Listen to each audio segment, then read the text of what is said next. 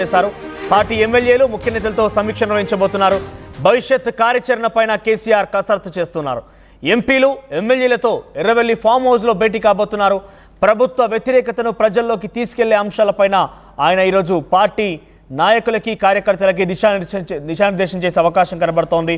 మరోవైపు ఎమ్మెల్యే కోట ఎమ్మెల్సీ ఎన్నికల్లో కూడా బీఆర్ఎస్ పార్టీ ఒకటి కైవసం చేసుకునే అవకాశం ఉన్న నేపథ్యంలో ఎంతమందిని బరిలోకి దింపాలనే అంశంపైన చర్చించబోతున్నారు. ఆ తర్వాత ఎవరిని దించితే బాగుంటుంది బరిలో అనే విషయంలో కూడా ఆయన ఈరోజు పార్టీ నాయకుల నుంచి సలహాలు సూచనలు తీసుకునే అవకాశం కూడా ఉంది. ముఖ్యంగా బీసీ నినాదంతో అన్ని పార్టీలు ముందుకు వెళ్తున్నాయి కాబట్టి బీసీ అభ్యర్థి అయితే ఎలా ఉంటుందనే ఒక ఆలోచనలో కూడా బీఆర్ఎస్ పార్టీ ఉన్నట్టు తెలుస్తోంది. మరి నేపథ్యంలో ఎవరిని వరిస్తుందని చూడాల్సిన అవసరం అయితే ఉంది.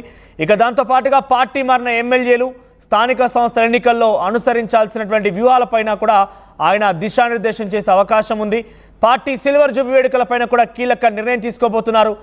ఏప్రిల్ 27న హైదరాబాద్ లేదా వరంగల్లో భారీ బహిరంగ సభ నిర్వహించే అవకాశం కనబడుతోంది. టీఆర్ఎస్ పార్టీ ఫార్మేషన్ డే రోజున ఒక పెద్ద కార్యక్రమానికి పిలుపుపోతున్నారు ఆయన. మరిన్ని అప్డేట్స్ మధు అందిస్తారు. మధు, ఏంటి కేసీఆర్ మరోసారి పార్టీ నాయకులతో కార్యకర్తలతో ఈరోజు ముఖ్య నాయకులతో ఎమ్మెల్యేలతో ఎంపీలతో మాజీ ఎమ్మెల్యేలు మాజీ మంత్రులు ఎంపీలతో కూడా ఆయన రోజు భేటీ కాబోతున్నారు. ఈ భేటీ గల ప్రధాన కారణం ఏంటి? ఇప్పటికే తెలంగాణ భవన్ వేదికగా ఒక ప్రత్యేక కార్యవర్గ సమావేశం ఏర్పాటు చేసుకొని చాలా అంశాలు మాట్లాడుకొచ్చారు.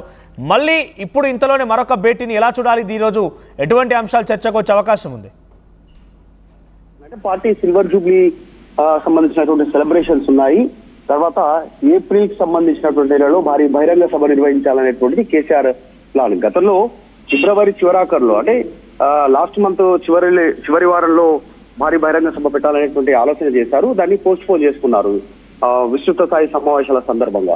తర్వాత ఏప్రిల్లో పెట్టాలనేటువంటి నిర్ణయం తీసుకున్నారు. అసలు క్షేత్రస్థాయిలో ఉన్నటువంటి పరిస్థితులు ఏంటి, వాస్తవ పరిస్థితులు తెలుసుకునే ప్రయత్నం చేయబోతా ఉన్నారు కేసీఆర్. ఇప్పటికే ఫామ్ హౌస్ లో అడపాదడపా కొన్ని నియోజకవర్గాలకు సంబంధించినటువంటి కీలక నాయకులతో పలుసార్లు భేటీ అయ్యారు, సమాచారం తీసుకునే ప్రయత్నం చేశారు.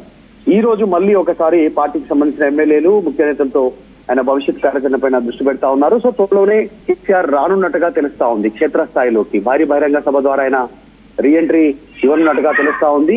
దాదాపు 1 year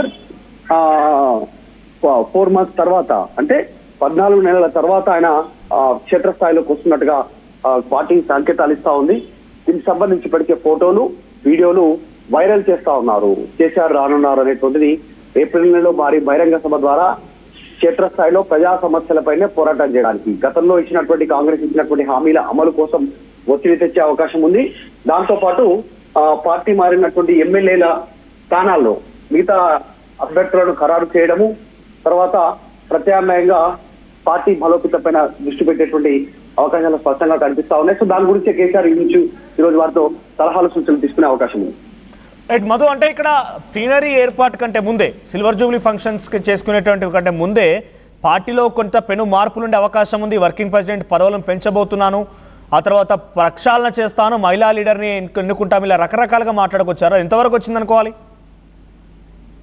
అంటే పార్టీ బలోపేతం పైన కూడా దృష్టి పెడతా ఉన్నారు సిల్వర్ జూబ్లీ. ఎందుకంటే అధ్యక్షుడి ఎన్నిక కూడా ఉంటుంది బీఆర్ఎస్ పార్టీకి సంబంధించి. దాదాపుగా ఏకగ్రీవమయ్యే అవకాశం ఉంటుంది. కేసీఆర్ అధ్యక్షుడిగా ఉంటారు. కాకపోతే పార్టీలో సమూల మార్పుల కోసం కూడా ఆలోచిస్తా ఉంది. బీసీ నినాదం తెలంగాణ రాష్ట్రంలో చాలా బలంగా వినిపిస్తా ఉంది.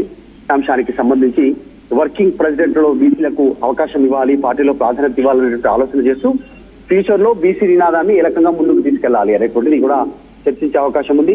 ఇప్పుడు ప్రస్తుతం పార్టీ ఎందుకంటే గతంలో 10 సంవత్సరాల అధికారంలో ఉన్నప్పుడు పార్టీని పెద్దగా పట్టించుకోలేదు. ఎందుకంటే అధికారం పైనే దృష్టి పెట్టారు, పరిపాలన పైన దృష్టి పెట్టినటువంటి సిచ్యువేషన్ ఉంది. కాబట్టి పార్టీని పటిష్టం చేయాలని ఆలోచన చేస్తున్నారు. మహిళా వింగ్, స్టూడెంట్ వింగ్ కానీ తర్వాత ఇలా అన్ని విభాగాలను పటిష్టం చేస్తూ ముందుకు వెళ్ళాలి. కాంగ్రెస్ ఇచ్చిన హామీల అమలు కోసమే ప్రెజర్ చేయాలనేటువంటిది ప్రధానంగా నిర్ణయం తీసుకునే అవకాశం ఉంది.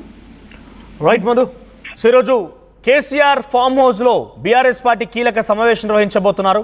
ఈ సమావేశానికి ఎమ్మెల్యేలు, మాజీ మంత్రులు, మాజీ ఎంపీలు తదితర నేతలందరూ కూడా హాజరు కాబోతున్నారు. అయితే ప్లీనరీకి సంబంధించి అంటే 25 ఏళ్ళు కావస్తోంది. ఇప్పటికే బీఆర్ఎస్ పార్టీ నిర్మాణం జరిగి బీఆర్ఎస్ పార్టీ ఫార్మేషన్ డేకి పెద్ద ఎత్తున ఏర్పాటు చేయబోతున్నారు. ఏకంగా రంగంలోకి కేసీఆర్ దిగబోతున్నారట ప్రత్యక్షంగా. ఆయన ఈ సభ ద్వారా మళ్ళీ 7 ఏళ్ళకి పైగా ఆయన సైలెంట్ మోడ్లో ఉన్నారు కాబట్టి హనీమూన్ పీరియడ్ అయిపోయింది, ఇక బయటకు వస్తున్నారని చెప్తున్న నేపథ్యంలో చాలా బిగ్గెస్ట్ ఒక సభకి ప్లాన్ చేస్తున్నారు. మరోవైపుగా ఎమ్మెల్యే కోట ఎమ్మెల్సీకి సంబంధించి కూడా 21 మంది ఎమ్మెల్యేలు ఉంటే ఒక ఎమ్మెల్సీ అవుతారు. దాంట్లో ఆల్రెడీ క్లియర్గా 28 మంది బీఆర్ఎస్ పార్టీ ఎమ్మెల్యేలు ఉన్నారు. విప్పు కనుక జారీ చేస్తే 38 మంది తమ ఖాతాలోకి వచ్చే అవకాశం ఉంది. కాబట్టి కంప్లీట్గా ఆ ఒక్క ఎమ్మెల్సీ స్థానంతో పాటుగా మరో అవసరమైతే ఇంకొక 2 కూడా పోటీ చేసే అవకాశం ఉన్నట్టు తెలుస్తోంది.